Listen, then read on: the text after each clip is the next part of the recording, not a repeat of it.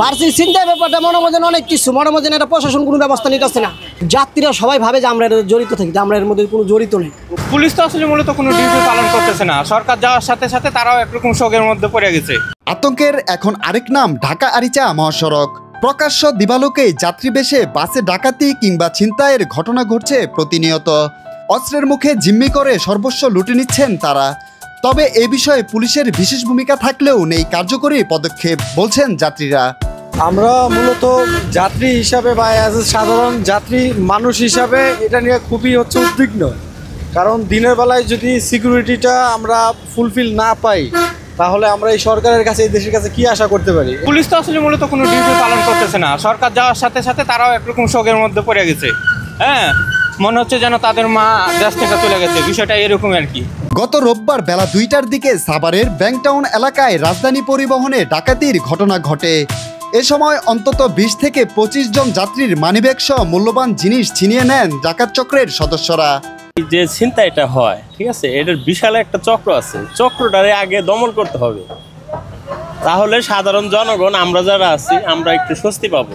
আমি চাই নিরাপদ সড়ক, এবং নিরাপদ সড়কের জন্য যা যা উদ্যোগ নেওয়া দরকার আমি মনে করি সরকারকে সেই কঠিন পদক্ষেপ হলো সেই সব উদ্যোগ নেওয়া উচিত।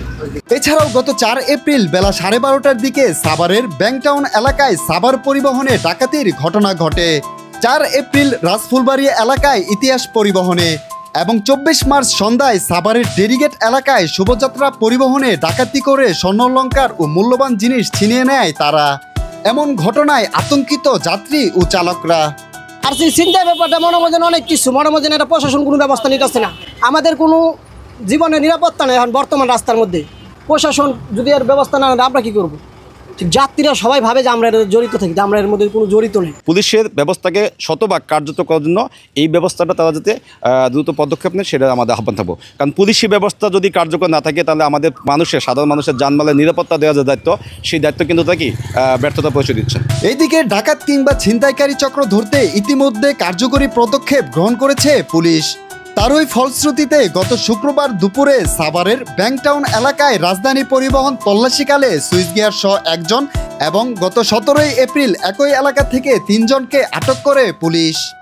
কয়েক মাসে আমরা প্রায় 100-র উপরে ছিনতাইকারী এবং ডাকাতকে গ্রেপ্তার করতে সক্ষম হয়েছি। তো বাসের যে ব্যাংকটাউনে একই জায়গায় যে 3টা ঘটনা ঘটেছিল গত 11 তারিখে, যেটা যদিও ওটা নিয়ে আমাদের কোনো অভিযোগ আসেনি বা সত্যতা পাইনি, তার আগে যে 3টা ঘটনা ঘটেছিল সেটার 2টা ডিটেক্টেড আছে, অর্থাৎ আসামি গ্রেপ্তার আছে 5 জন টোটাল।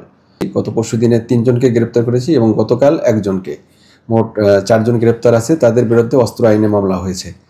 যাত্রী বেশে উৎপেতে থাকা ছিনতাইকারী চক্রের আতঙ্কে এখন যাত্রী চালকরা। এই চক্রের নেপথ্যে কারা তা অন্তরালেই পড়ে রয় অবলীলায়।